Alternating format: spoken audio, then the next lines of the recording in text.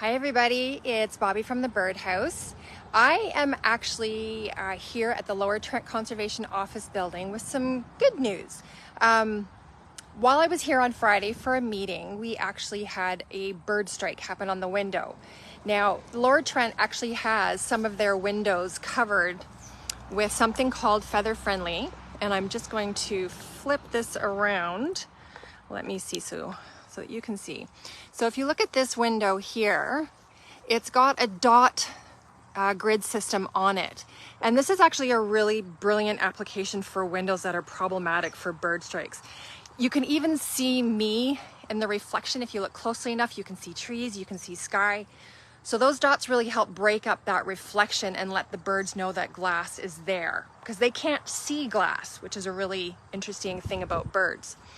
So while I was here on Friday, we had a bird strike happen on one of these windows.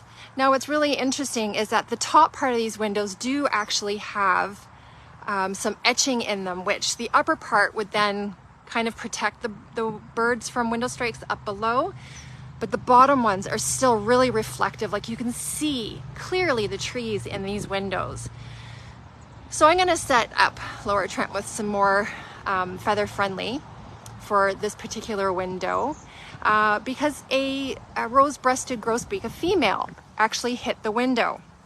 Now the funny part is I thought that this bird was severely injured, came out and she was stunned and just sitting there and let me pick her up quite easily, but she had red all over her beak. Her eye looked like it had been severely damaged and she had red all over her chest.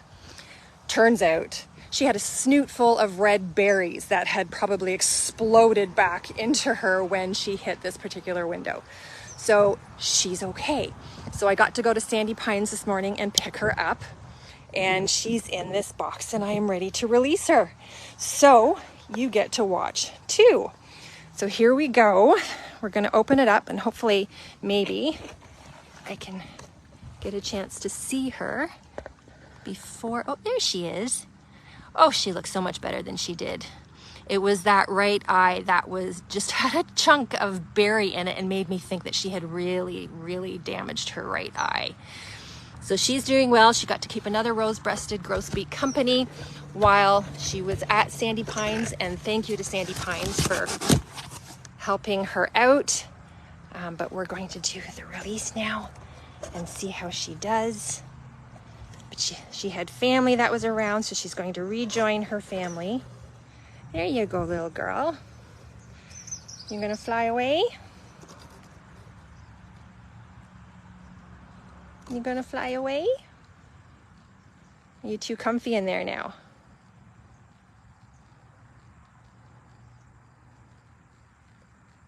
She seems quite comfy.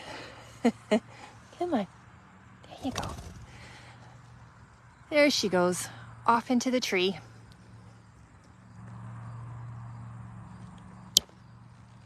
So that's it. That's the bit of fun. But just a very important reason why your windows need to be protected.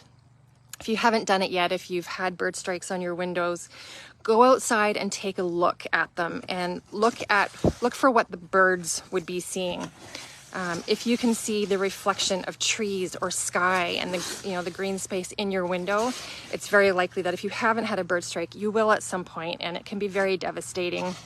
Oftentimes the birds, when they hit, even if they do manage to fly away after a short time, they very often do fly off and die elsewhere because the head trauma is just too great.